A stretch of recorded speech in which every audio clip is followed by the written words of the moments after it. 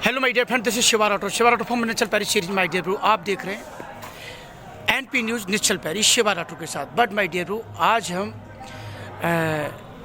प्रयागराज कुंभ में संत, जो मैं कहूँगा कि अनंत विभूतियों के स्वामी हैं और जिनके पास अपार शक्तियाँ हैं, आध्यात्मिक शक्तियों के स्वामी होते हैं।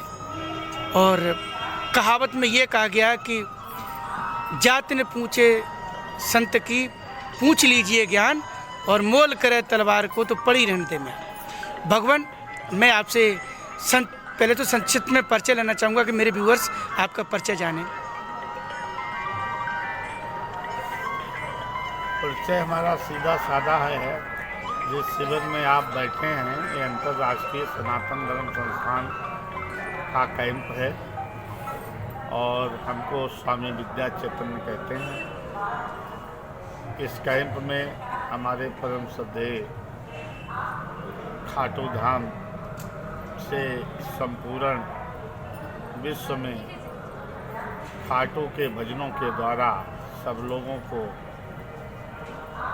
भारतीय संस्कृति का प्रचार प्रसार कर रहे हैं। हमारे बगल में गौ रक्षा के लिए, गोवंश की रक्षा के लिए गो ऋषि हमारे परम श्रद्धेय महाराज जी बैठे हुए हैं। ये शिविर अपने 4 कुंभ पूर्ण कर रहा है।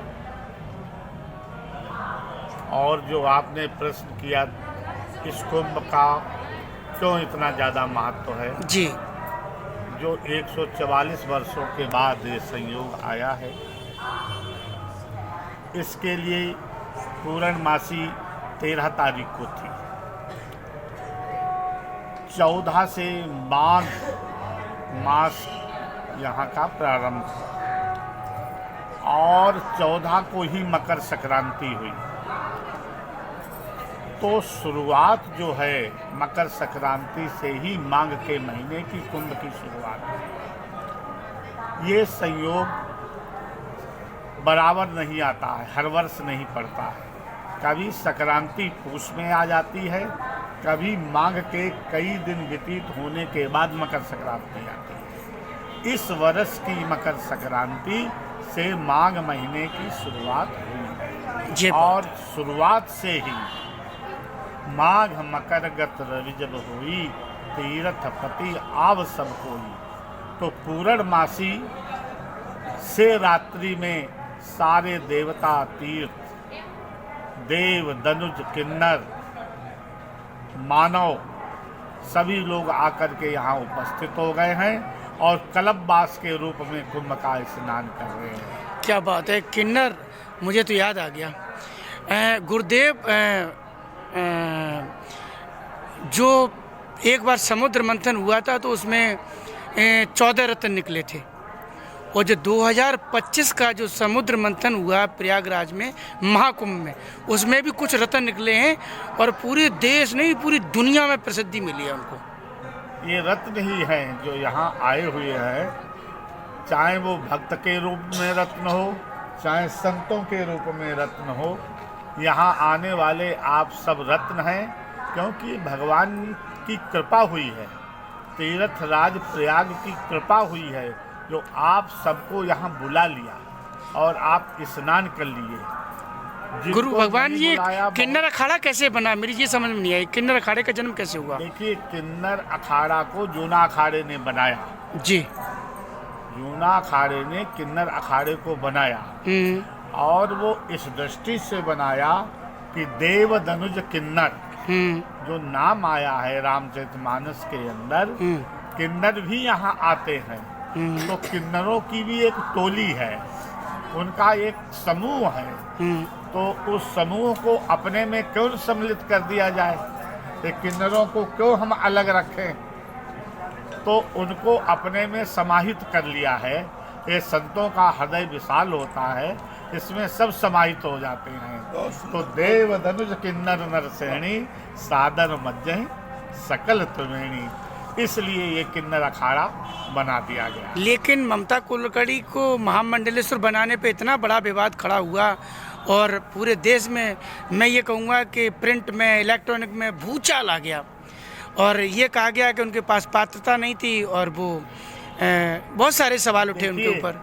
संतों के पास जो आते हैं वो पात्रता वाले ही नहीं आते हैं, जो अपात्र हैं संत उसके अंदर पात्रता को भर देते हैं। जब ही चेत जाए मनुष्य तभी चेत जाए, और जब संतों की शरण में आ गया है तो वो अपात्र था, वो भी पात्र के संस्कार उसके अंदर संत प्रवेश करेंगे और वो पात्रता का एक वो हो जाएगा। बहुत अद्भुत। आईआईटी बाबा जो हैं, और मैं ये कहूँगा कि वो कहते कि हमें शिव के दर्शन हो गए और हम वो अध्यात्म के लिए बड़े ही फेम हो रहे हैं आज की तारीख में, उनके बारे में आपका क्या कहना है? कौन? आईआईटी बाबा। देखिए, ये तो समूह है संतों का, और वैज्ञानिक के माध्यम से लोग हाईलाइट हो रहे हैं।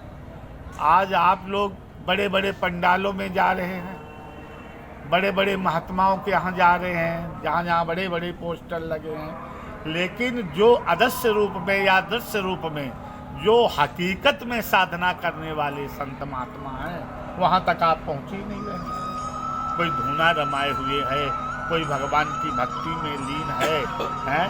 हम लोग तो एक प्रकट हैं, कीर्तनों के माध्यम से, सत्संग के माध्यम से, पंडाल लगाने के माध्यम से, लेकिन जो महात्मा हैं वास्तव में हम लोगों के साथ बैठना उतना है, उनका इंटरव्यू ही नहीं हो पाता है, आप लोग ले ही नहीं पाते। अब नवदा भक्ति है तो कई प्रकार से लोगों को मतलब भगवान को प्राप्त करने के तरीके हैं, जरूरी थोड़ी कि धुना रमा के ही करते हैं। आप भी तो भगवान को प्राप्ति करने के मार्ग पर हैं, आप भी भगवान को प्राप्ति करने के मार्ग पर। नवदा भक्ति में कोई सी भक्ति हो सकती है ना। हमारे यहाँ सबरी के माध्यम से 9 प्रकार की भक्ति बताई गई है, भागवत में भी 9 प्रकार की भक्ति है। वो प्रकार बता दीजिएगा। और उसी रूप में तो पहली भक्ति क्या है? प्रथम भगत संतन कर संगा, दूसर रति मम कथा प्रसंगा। ये भगवान राघवेंद्र सरकार स्वयं अपने मुख से कहते हैं। पहली भक्ति की सीढ़ी क्या है?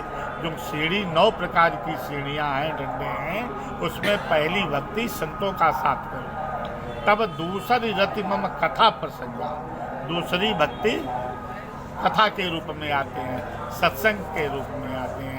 तो प्रथम भगत संतन कर संगा, दूसरी रति मम कथा प्रसंगा, गुरुपद पंकज सेवा, तीसर भक्ति अमार। तो इस प्रकार की 9 प्रकार की ये भक्तियाँ हैं। तो 9 प्रकार की भक्तियों में सभी चीज़ आ जाती है। तो अपनी अपनी तरीके से लोग साधना कर रहे हैं, और फेमस करने वाले आप लोग मीडिया वाले हैं, जिसको फेमस करते हैं नहीं के रूप में। मैं तो आपके अमृत वचन जो हैं मुखार बिंदु से निकल रहे हैं, इनको जन जन तक पहुंचाने का एक सामाजिक कार्य कर रहा हूं। मैं फेमस कहाँ कर सकता हूं? हमारी इतनी हिम्मत कहाँ है? वे तो वासुदेव कृष्ण के हाथ में है। इसलिए आप लोगों को हम लोगों ने नारद की उपाधि दी। हमारे यहाँ जैसे नारद नहीं थे, देवताओं के यहाँ भी पहुँच जाते थे, राक्षसों के यहाँ भी पहुँच जाते थे, और वहाँ की बात वहाँ प्रसारित कर सकते थे।